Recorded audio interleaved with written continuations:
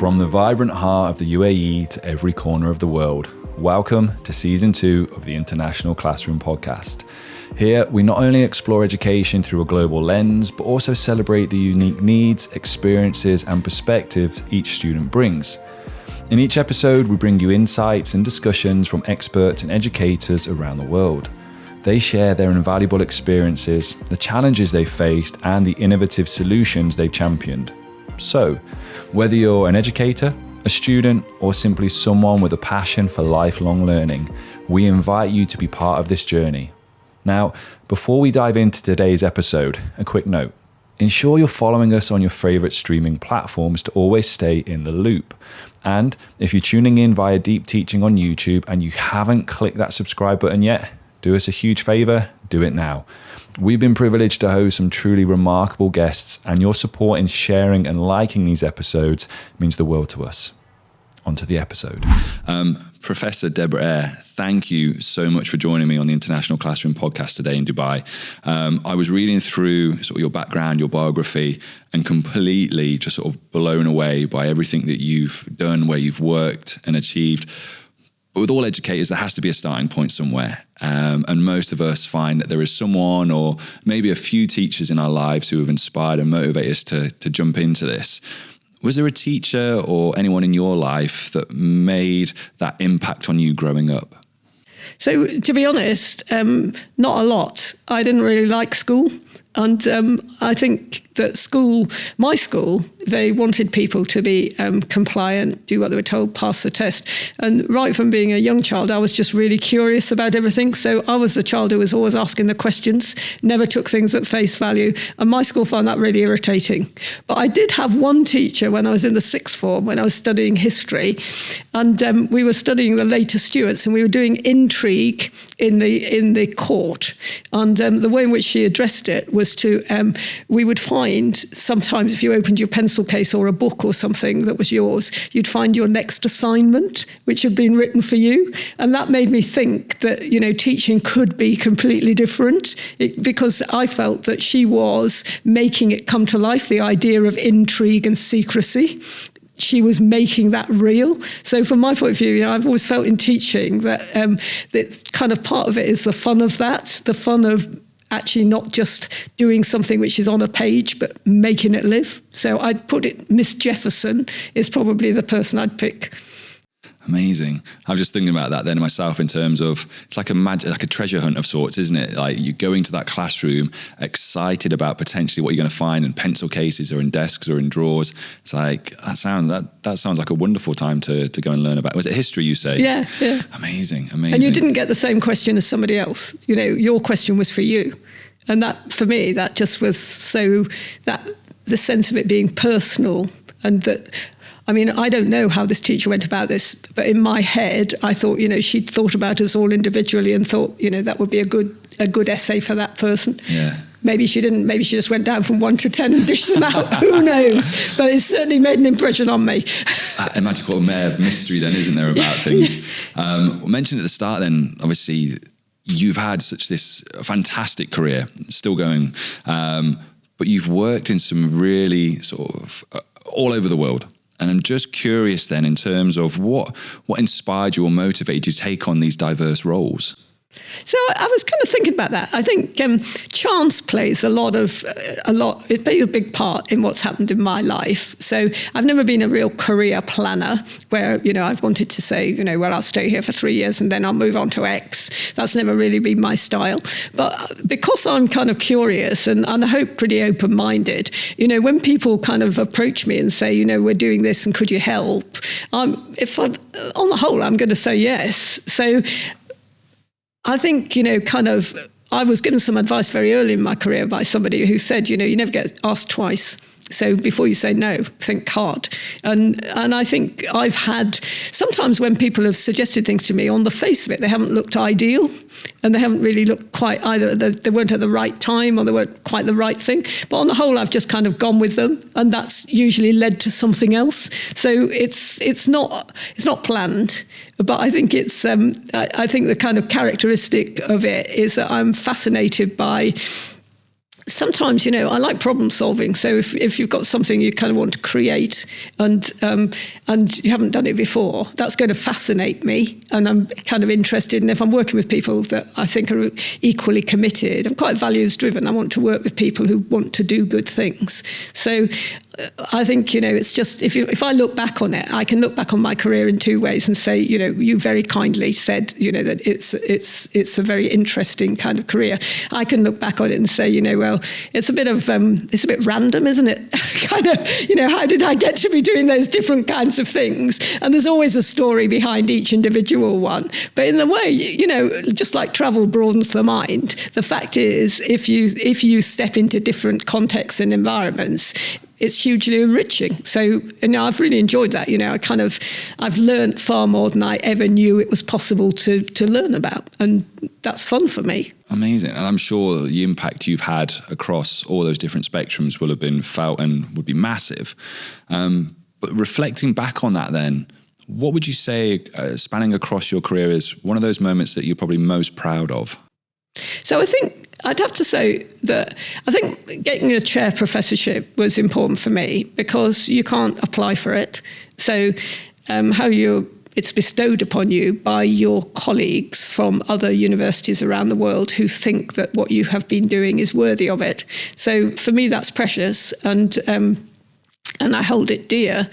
But I think there's two others that I kind of pick on as being quite important for me. One was that I was invited to be the specialist advisor to the House of Commons Select Committee of Parliament in England. And why that was special was because when I rang up and told my mum, she was all tearful about it, and she wasn't really given to that kind of thing. But it was like she didn't really understand much of what I did in my working life, but obviously this must have been important. And my third one is that for me, I was just shopping in the supermarket one day and I was stopped by someone and she said, "You don't know me, but I know you." And I said, "How is that?" And she said, because my child has been influenced by your work in a particular kind of way. And she said, "I wanted to say to you that there are probably hundreds of thousands of children who've benefited from what you've done. And I just wanted to say thank you." And for me, that was such a moving moment because normally in life, that just doesn't really happen. But for me, it's all about the kids. So that for me was a very special moment to feel that was recognised. And it made me, you know, just feel kind of, that's what everyone goes into teaching to do, help children and young people. So just getting that back sort of randomly was terrific. Mention there about the work that you do.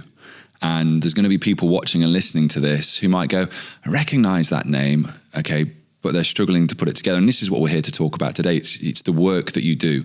I'd love for you to then just be able to introduce and tell us more without giving it away. You segued in beautifully to that, by the way. It's like we prepared this when we honestly didn't, did we? What is it? What is the work that you currently do? So the work that I currently do, we call high performance learning. And it's a kind of a cutting edge approach to kind of cognition in education, which is about helping individual students to understand how to become successful, both academically, but more broadly than that, how to be successful and thrive in life by being cognitively successful. And I guess the kind of key to that is that over my research career, my research has been into how the most successful people think and learn. And I came to two conclusions, both of which were quite radical and a bit surprising for people. One was that when I started work, and for a big chunk of my career, I thought I was looking at these people who've been identified by others as being very either most able or gifted or special. But over time, my research and the research of a lot of other people suggests there is no subset of the population, that probably pretty much all of us are capable of that high level of cognitive performance. And originally we knew that through psychology, but then neuroscience has confirmed it in very particular ways. So that sort of idea that everybody can was really powerful for me, and the evidence was overwhelming. And then secondly is we know how they get there.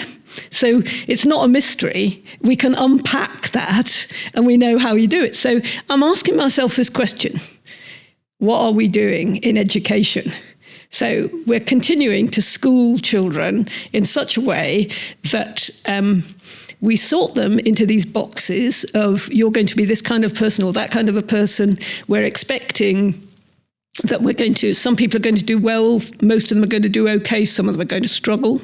And what you did when you were young is going to determine what you do next. And all of that is at odds with the research evidence. So high performance learning is an approach that brings that research into practice in schools. Because when I first started talking about this is what the research says, some people were kind of like, well, that's a bit radical. And other people were, I like it, but what would it look like? So I just took on the challenge of saying, well, let's codify it in a way that you could use in school. And that's what we do with schools now. And it really, for me, it empowers students. It gives them... So although you're teaching in a way to bring to the fore the competencies that we know make the difference, what it really does is when you name them for students, they know how to make themselves successful. And that it's definitely the case when we introduce this kind of approach in schools. Teachers like it, but the students get it faster and better. And it's like, oh yeah, that makes sense. I need to be good at those kinds of things if I'm going to be successful in whatever domain. And so I kind of challenge schools with so the research evidence says everyone could theoretically be a high performer. I'm not saying everyone will, but I am saying it's probably a lot more than we currently get. So let's go to it and try and make it happen. And I think that's actually what I think education is about. It's about building. It's about, creating the future, young people of the future. So it's not about, strong accountability. It's about building forward. And I think that's why teachers actually like doing what we're talking about, because when that then works, they're kind of really surprised, like, oh, that person really surprised me that I never thought they'd be able to do that. So I'm like, take off the ceilings. Just broaden your expectations in terms of, what harm can it do? Does no harm. But for students, it's wonderful being educated in a place where people believe you could be successful, every single one of you. Yeah, I agree with that. Having my own children, I think that has a difference to it. Then when you have children of your own and you start to question then, right, the schools and the teachers and if you have that mantra of, if my kids were in this classroom, how would I want them to be taught? And obviously there's loads of different ways, and you've kind of identified then how high performance learning seems to differ from what we call traditional teaching now. So if we go through, you mentioned like the skills and careers of the futures, how does high performance learning cater to those skills and develop them within the students? So what we're talking about in school is that we've got 30 competencies, which are the ones that we know really make the difference. And you could sort them into two parts. So one is the ways of thinking, which are kind of things like metacognition or logical thinking. And the other part is the values, attitudes, and attributes, which are kind of empathy, agility, open-mindedness, that kind of thing. One of the things that, schools don't necessarily think is that those two are interdependent, but they are. So you can't do well cognitively unless you're using your values, attitudes, and attributes. So the values, attitudes, and attributes are sometimes thought about as, how we create nice people. And we do. And that's important. But they're also really important in the cognitive domains, because if you're not open-minded enough to imagine other possibilities, it restricts what you can do. So what teachers actually do is they begin to weave these into their normal teaching. They don't have to stop doing anything they did before. They're just weaving these in, and then they're naming them so that the students can recognize them. So if I take an example, like self-regulation, you're actually saying, you keep making that same mistake again. What do you need to do? Self-regulate comes back from the student. I need to recognize it, self-regulate. That naming of it makes it a language that enables conversation between the teacher and the student in a way that's really powerful. And over time, the students just get better at it. So the teachers are doing this in such a way that it's done deliberately and frequently as part of their day-to-day teaching. Because, kind of research tells us if you want to if you want to embed these habits, which is what you're really talking about, according to the behavioural science unit at number 10 in London, it takes 66 times of doing something to create a habit. So if as a teacher you do it once or maybe 2 or 3 times in the term, that's not enough for the student to create the habit. So it has to come in more regularly. And so what we do with schools is you do it in every teacher in every classroom is doing this. So it enables students to get lots of practice, deliberate practice, which helps them to just get better and better over time.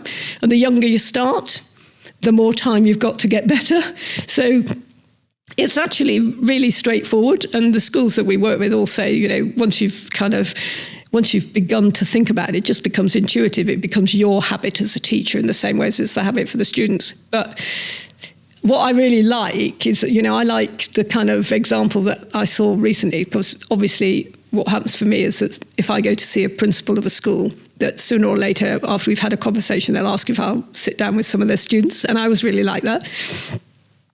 I was having this conversation with some in a girls' school, as it happens, and I asked them what they did, and they said, we're the student ambassadors, and we make sure that all new students to the school and all new teachers understand what high-performance learning is all about.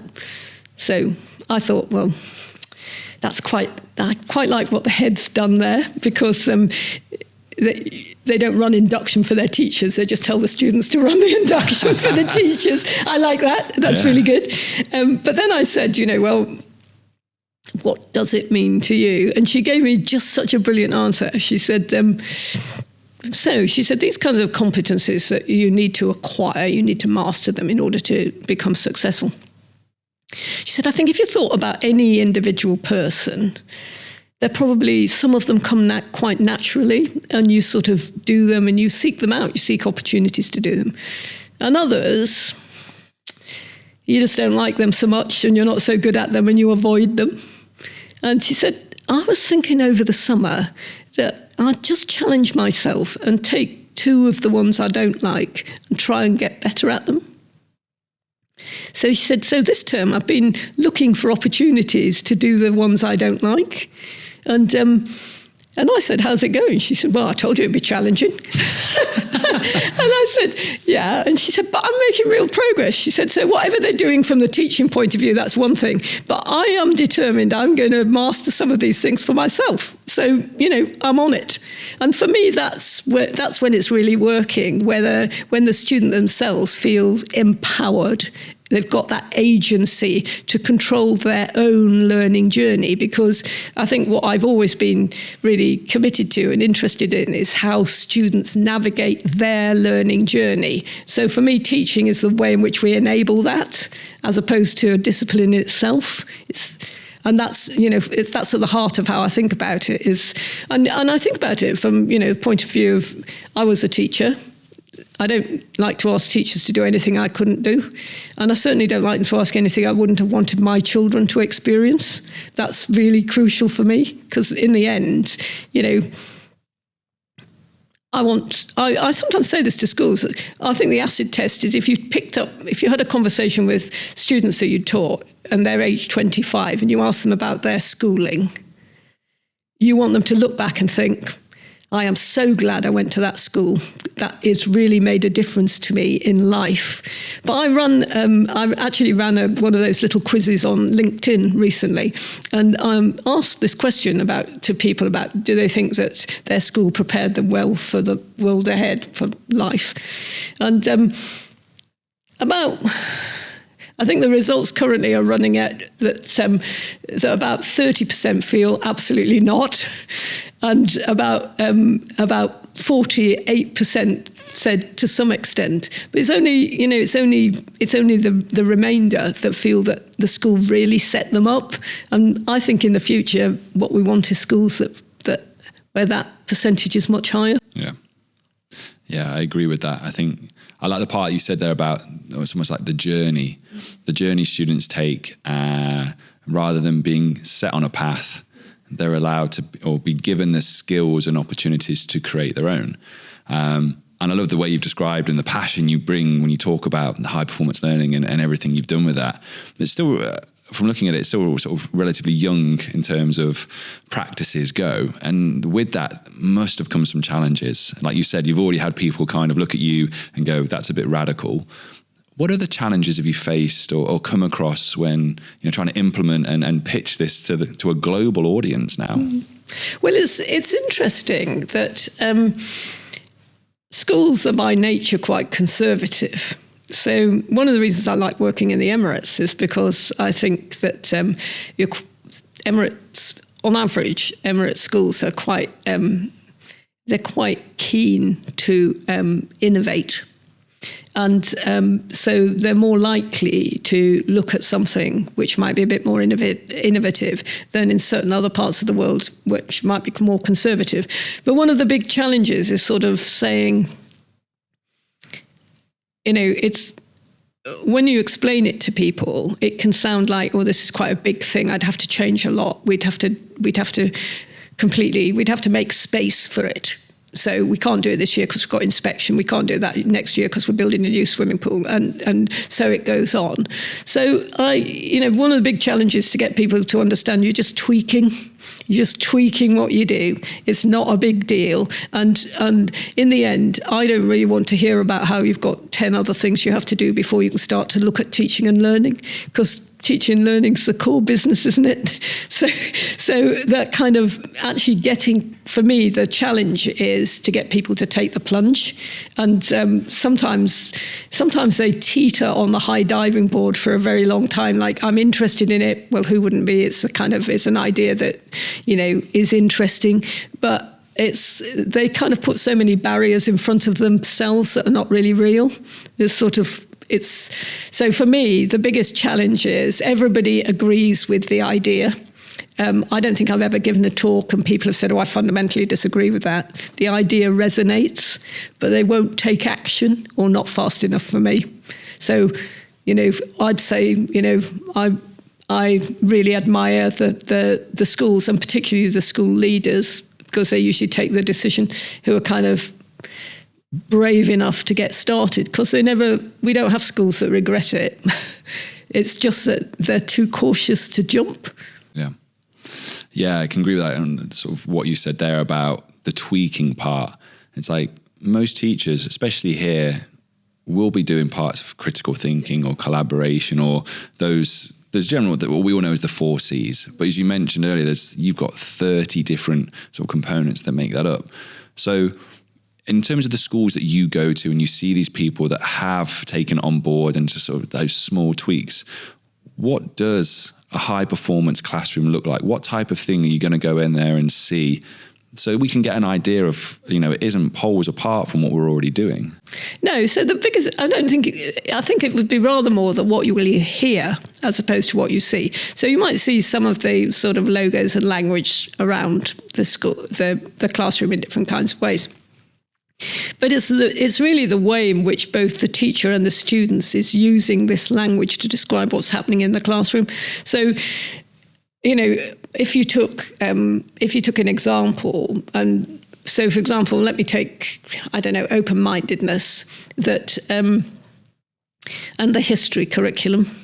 So you might be introducing something as a history teacher, which is describing something that's happened in history, which we now disapprove of. Okay, but you're showing them first-hand resources where people thought it was a good idea. So, it could be slavery, or it could be, but things we now look back on with horror.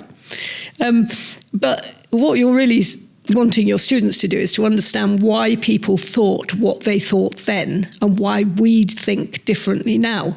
But actually naming that as being open-minded enough to read this and to try to understand somebody else's perspective, as opposed to just reading it and feeling horrified by it.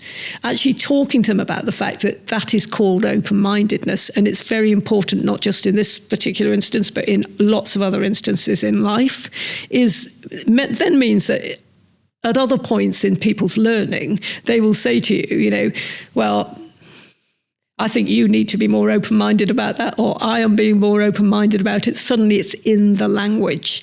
And I think, and interestingly, we do this with schools where they introduce this with very young children. And people often say, well, the language is too complicated for young children. But I don't really believe that because, firstly, because, technical language is what helps you understand what you're doing. And the word multiplication is actually quite a difficult word. So if I talk to you about metacognition, that's no more difficult than multiplication. And for children, they don't see any distinction between the two, one being something we always talk about, one being something we might not have talked about. Yeah, there's going to be, I guarantee there's teachers out there watching and listening now who are still struggling to grasp what metacognition is, by the way. So, well, I just to tell you a little anecdote that I often, when I visit a school that's doing this, they want to show me around. And I'd been delayed and I turned up at the classroom and I was late. So the teacher finished and it was a group of 7-year-olds. And she said, I'm really sorry that you didn't see what I was doing. But she said, just ask someone what we were doing. So I just turned to this boy who's standing quite close to me and asked, what were you doing? And he said, we were doing maths. He said, we're doing subtraction. Then he said, right now, I'm just thinking about the lesson. I'm thinking about how I did it, how I approached that, how I did that lesson. And he said, I'm thinking about thinking. And then he half turned away and he said, that's called metacognition, by the way. And it's like, it was so lovely. It was like so spontaneously, kind of as if you may not know this, but let me share this with you. And that's what you want is a kind of, because it's like, well, I'm understanding what it is, the process that I'm going through. I understand why I need to go through that process. And this is what it's called. I know why I do it. This is what it's called. I love that. And the fact that child, I can see it in my own children because they do that to me all the time. But actually having the space to be able to do that. And that for me is kind of where I see some of the biggest issues with the current education system that we have, is that I see a conveyor belt of students. They kind of come into my classroom and we do everything we can to try and switch their thinking to that subject. The time goes, it's like, right, you go on to your next lesson now, and the next set of kids come in and you do everything you can to try and then, right, don't forget everything you did in your previous lesson, but now I need you to think about biology. And it kind of brings us into that, where are some of the current issues that you're seeing with the education system we have globally? It's not just we're now looking at a British or an American or an IB from a global perspective. And how do you think high performance learning is able to fill those gaps? So I think firstly, in terms of one of the issues for me about education globally in K through 12 is it's too assessment heavy. So it's like we're training people for the assessment rather than thinking about how this is developing them as a learner. So it's sort of teaching to the test in its various forms is a major part of systems at the moment. And I do think that contributing to that are the regulators. I absolutely believe that schools should be held to account. But I think that if we're too dominant in that process, what we finish up doing is everything is reduced to what do those people want, as opposed to what am I trying to achieve in my own school? What is my vision in my school for the people that I teach? And then I think for as you've alluded to, I agree with what you're saying, is there's a kind of rush to cover things. So instead of taking time, and what the research evidence says is if you take time to with things, and we have one of our competencies called intellectual playfulness. So the research evidence says as you learn something, you learn it, you practice it, deliberate practice to get better at it. But how you really secure it is you play around with it. So my subject's English, and a story has a beginning, a middle, and an end. But it only gets fun when you start thinking about how it's going to begin, and it might not begin at the beginning of the chronology. You play. And so what we know in research terms is that the more you allow students to play with ideas once they've secured them, the more they remember them. So you can ditch revision because they don't need it so much. But in the rush to get through everything, one of the things I hear all the time is, we don't have time. We don't have time to do that. We don't have time to do this. I would really love it if we could do more interdisciplinary work, but we don't have time.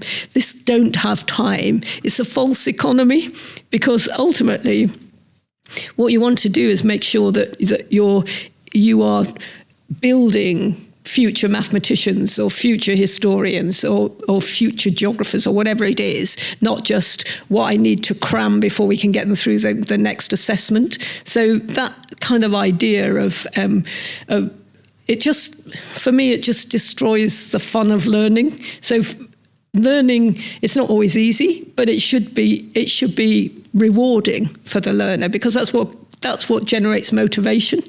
So if it's constantly just, you're just constantly jumping to this sort of tune of somebody that you're going to need to know this if you're going to pass that test, that is just soul destroying from the learning perspective. And then what you finish up with, even students who've been successful come out of school feeling, I don't want to do any more of that. I'm done with it. And that is not what we need in an education system. So I think for the policymakers, the challenge is, how do we assure ourselves that the system is appropriately placed, but not in a way which just is the sort of heavy hand on schools, which just is translated then to teachers, and then for students, it's the fun of going to school disappears. Yeah, well, it's always going to be the case, and it's very much this way here, is how do you measure the success of a school? We already know the answer to it, don't we? Yeah, the examination results. For us, and a lot of schools around the world, it's examination results. How many A stars to A? How many A stars to B? And that's their measure of success. And it's interesting when I think they did these studies obviously a while ago, and these lifelong studies about intellect and success, and they followed people post-school and post-universities and the jobs they went into. I think that would be much more of an interesting one. I was wondering what you were showing me then. It's called 7 Up. That was it. So those types of things where you can start to look and go, how would you measure success in terms of, well, what your previous students went on to do, the type of life that they made. And as you said, you alluded to earlier, it's about skills for life, open-mindedness for life, and lifelong learning. We hear this all the time, and yet our students come to it and just go, no, I'm done at 18. Give me a gap year. Let me go off and do something else. I need to take a break. And take a break from learning. And it's like, yeah, I'm just mentally exhausted. But it'd be interesting then if you were given that magic wand, and let's say you got the examination board for a term or a day, whichever one you want it to be.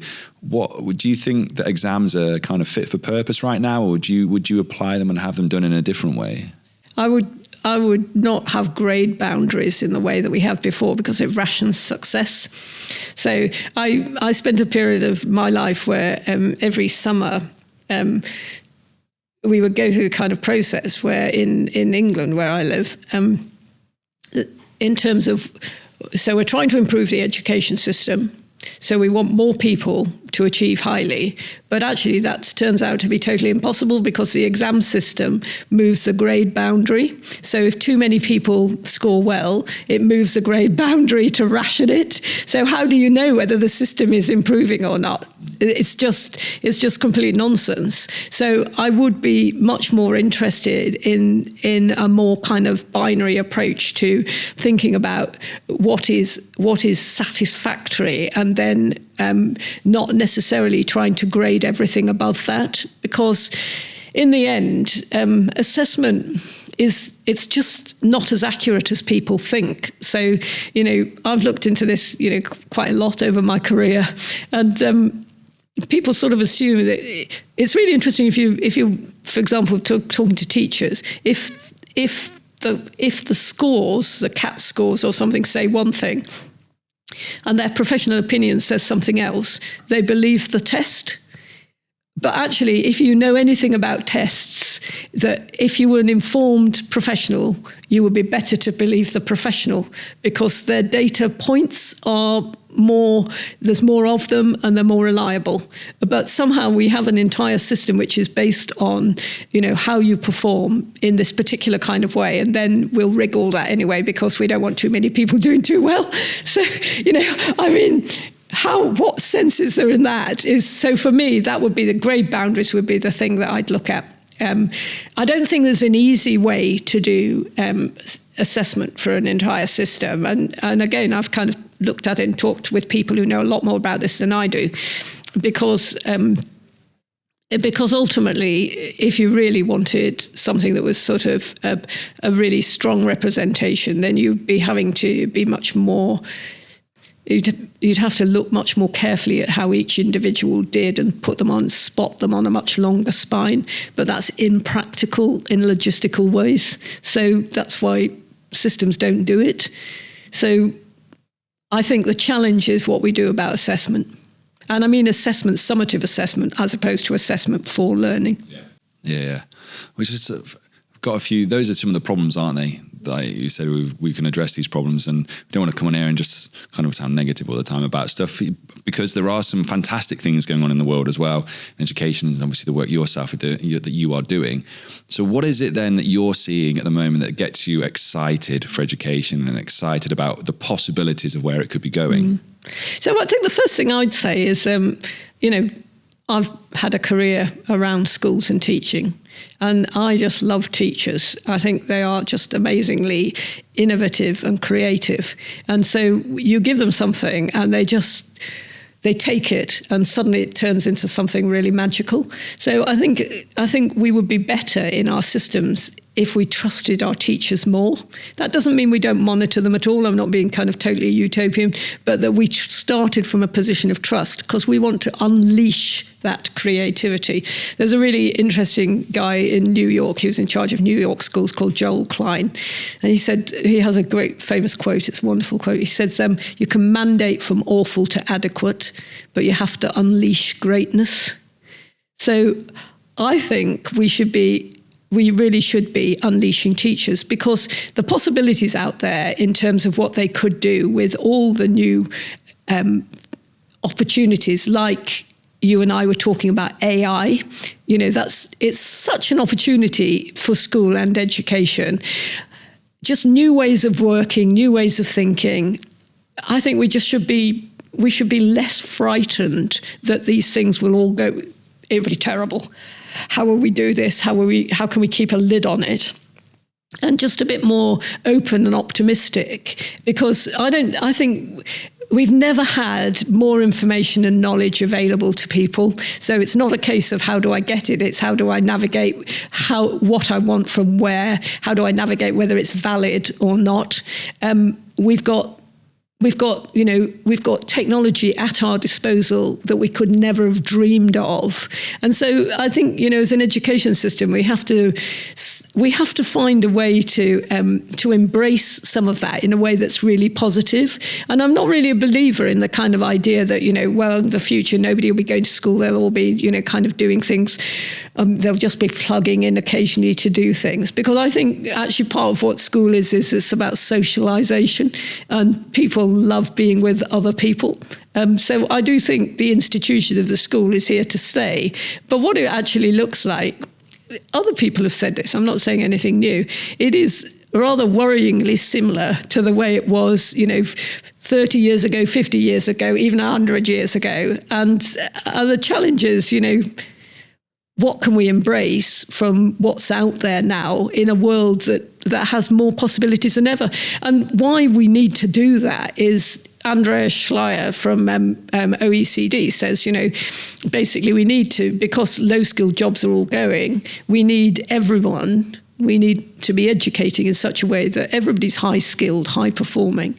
And we'll only get that if we think differently about how we do day-to-day schooling. So I think we're not going to make the change without the teachers on board. They're going to innovate. We just need the more senior people just guiding that as opposed to driving it. Because when I've worked with government, I always feel the problem for them is their levers are too blunt. It's like, well, we'll tell everybody to do this, or we'll tell everybody to do that. And some people do it really well and other people do it really badly. And that's not the way to go, really. It's more about allowing people to embrace, having aligned autonomy for a really good phrase for all of that. And yes, obviously you need to monitor, make sure that things are going well, but that means sampling. It doesn't mean going around a clipboard all the time and checking everybody's doing it exactly the way you would have done it yourself. Yeah, I agree with that, because it's one of those, isn't the one size doesn't fit all, and it won't, especially at the moment. And like you say, you're not saying anything that isn't already out there from people, especially about curriculum and about what schools offer. And that on one hand, you've got, right, we need to look at programming and computer science and all those things. But also, and this is what I like with some of the schools I'm now starting to see here, is bringing in what was home economics, bringing those things back. Because actually, and I'm a sucker for Stephen Bartlett's podcast and the people he has on in terms of the different professors in food research and what is not junk food, but ultra processed food. And we've gone into a community and a nation here. It's like, oh, it's all right, I'll just get food delivered. And I'll just, I'll order McDonald's, it's fine. Pizza, yeah, it's all right. You want Chinese? And everything gets delivered. These adverts are there for it. And I was listening to it on the way over here, and he said, think about the green and the red and the amber orange traffic lights that they see on food. So it's not compulsory, but he said people will put them on. They said cans of Coke, it's like green, green, green, green. It's like, Diet Coke, how is that possible? He said, but interestingly enough, he said, you'll never see broccoli with a traffic light system on that's having to pitch to sell itself. Yeah. He said supermarkets don't make money on broccoli or on milk or on things that are good for you. He said the money comes from the branding, all these ideas, all this sugary things that look good. And so this idea of, well, hang on a minute, our school should serve a social purpose. Let's think about what we're offering from a curriculum perspective. And that, yes, we see this flash new thing. It's not even a year, flash new thing, been with us a short period of time. Everyone's gone full gung-ho AI. And I'm guilty of that. I love it to innovate. And yet, actually, the things that when I was in school that I used to love the most when I was like 11 or 12 was home economics. Make a sausage plat in school, take it home. And it's starting to see some of those things now come back into the curriculum. And I think that's a fantastic thing. Yeah, I do too, because I think, I always think that we're creating our young people are going to be the future, aren't they? And so my kind of example of that is this morning, as you know, it rained here in Dubai, and I caught an Uber. And the guy that was driving it said how wonderful it was that it was raining. And because I live in the UK, I wasn't so enthused. And we were discussing the fact that if you don't get much rain is good. And if you do, but he came from Pakistan, and he was explaining that they have sometimes a shortage of rain and sometimes too much rain and flooding, and and we were discussing how the climate emergency is affecting both his life in Pakistan, his life here in Dubai, and my life in the UK.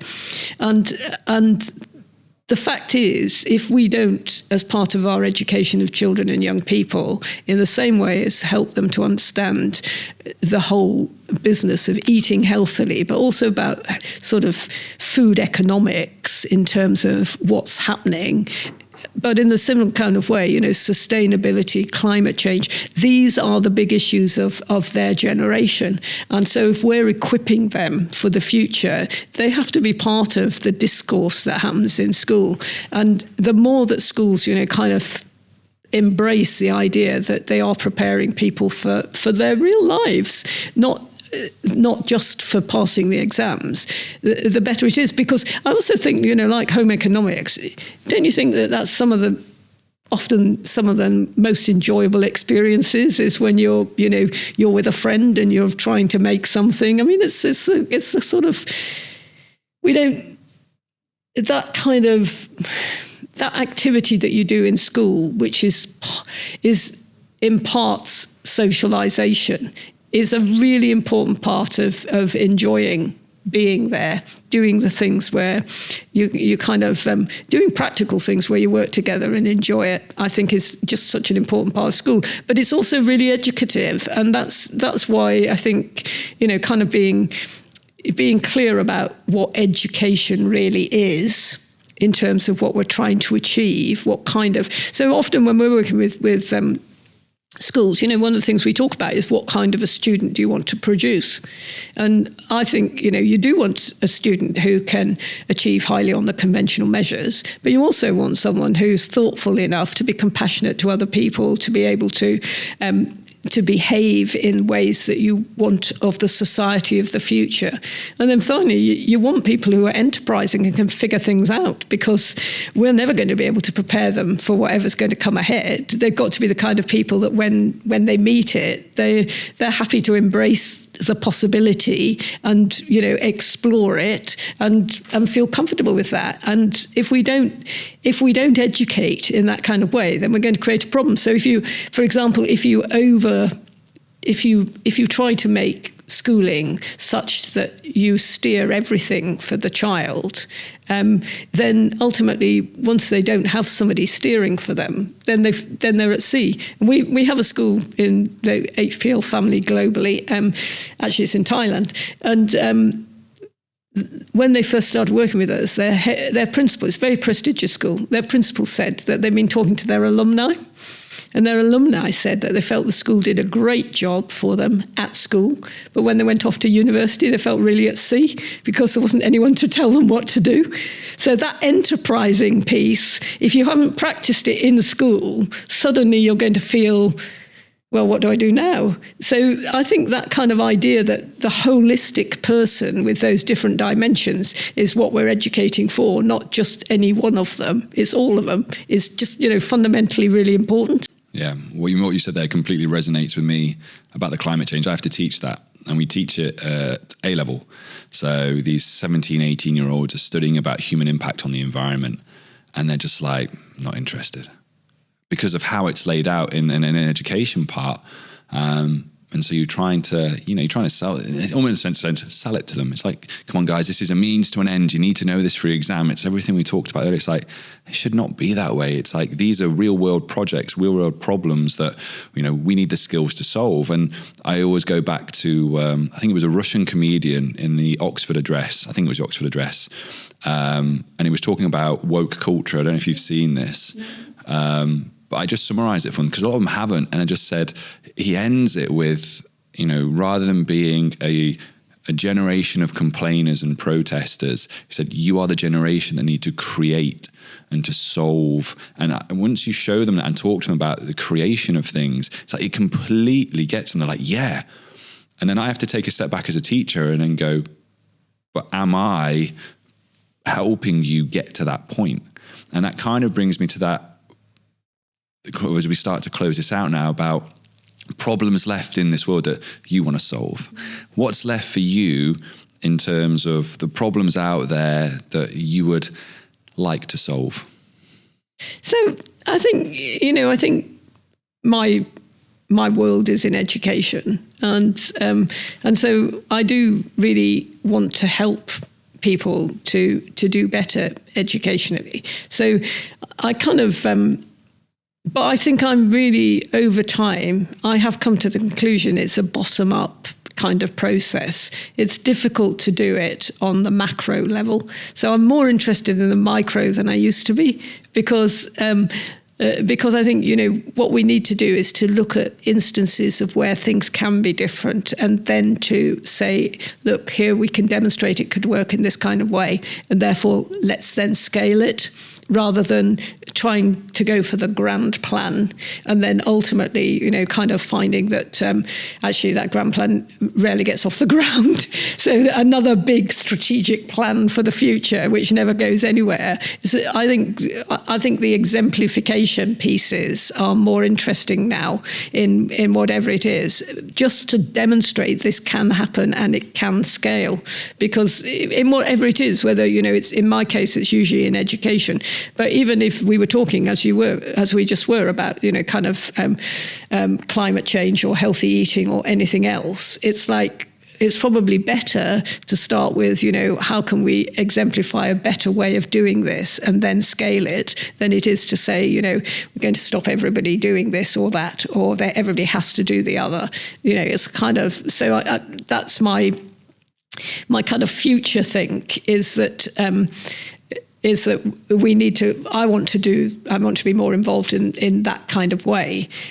But I also, in educational terms, I just feel I'm really passionate about this fact that we've got to stop thinking about the proportion of people succeeding only being a minority of the people that we teach. We have got to start believing that everybody can. And even though it's not possible that everyone will, because there are different things that are not optimal for different people, but we have to start believing in that possibility and acting according to it. Because I've been around a long time, much longer than you, and the research that was done, kind of, I don't know, in America in the mid part of the 20th century suggests that what teachers believe is what they get, the Pygmalion in the classroom kind of work. So we knew it then. Now we've proven it beyond belief through psychology, through genetics, through neuroscience. We even know how we create neural plasticity and how that happens in the brain. We know everything about it. Do we make a change? No. I have a conversation yesterday with someone who said, you don't really believe that everybody could really be good? I'm like, it's not what I believe, it's the evidence. He said, no, you're wrong. So I think I'm just an evangelist for saying this is the evidence. Please believe it. Please use it, because we need a next generation of people who believe in themselves and who have what it takes to do what we need them to do as the change makers that are going to be living in this very complex world. We've got to build them. So I think I'm just out there passionately pleading with people to say, just believe in the students you teach, make it happen for them. I know we all learned about the bell curve, but that was then. It's not now. Kind of let it go. Just let it go. Move into a different space. And I sort of think that that's how kind of partly what I spend my time doing, just trying to persuade people to act on the evidence. And it's interesting because people don't always act on the evidence, because somebody said to me, well, if everybody acted on the evidence, then nobody would smoke cigarettes, would they? Yeah, you're right. And I've seen some highly intellectual people, teachers, funnily enough, science teachers, funnily enough, who heavy smokers. But habit, like we spoke about earlier, is that sometimes smoking is one of those. It's a habit thing. It's a comfort thing. And there's a lot of that with educators as well. It's like, why do you teach that way? That's what I've always, it's comfort, it's habit, and habit is actually, I think it leads to that just plateauing. And as we said earlier, and to draw us off, like, just jump in. Like we said, AI, just jump in. These different ways to bring about skills. Just jump in, just have a go. I've got my daughter at home, doesn't like cheese on pizza. Doesn't like cheese on pizza when it's cooked. How do you know you don't like it? Because Ava doesn't eat it, her older sister. So you're telling me that you're not going to have that because your older sister doesn't like it because she burnt her mouth once? Yes. That's the story to it. That's right, it's true. It's true, isn't it? So it's that whole evidence and research and this, and it's hearsay. Teachers, aren't we? Hearsay. I've heard this before. It's like, if teachers aren't whinging, they're not happy. No, that's true. And so I think, there's a sort of part of it that has to be it has to tug on your emotions. And, this kind of idea that, okay, well, let's start with the premise that, who believed in you, or what happened when they didn't believe in you. And we all have experienced it. We've all experienced both of those things. The pleasure of someone believing in you and feeling, somebody asked me once about, how did I get to leadership positions in education? And I said, well, I think there were people who believed in me more than I believed in me at particular stages, where they said, go for that, where I didn't feel I was good enough to go for it. So that people believing in you is really, really important. But we also all know the reverse of the sort of passing comment and of, you're just not very good at that. And then you just feel wounded and you don't want to do it anymore because you now know you're no good at it. And that's just so unhelpful. So I think the kind of that kind of belief and people understanding the emotional power of belief is probably as strong as the evidence, kind of in the end, because we're all emotional people, aren't we? We are. And on that, I think it's a great place to end on those two key messages: evidence, but belief. I think those are the two resounding things that I've taken away from speaking with you today, Deborah. And I'm really appreciative of your time, of coming to speak to us, and for the listeners, and sharing that wealth of knowledge and passion that you have about education, about students, and about teachers. So thank you ever so much for joining me today. No, I'm absolutely delighted to have the chance. It's been a real pleasure.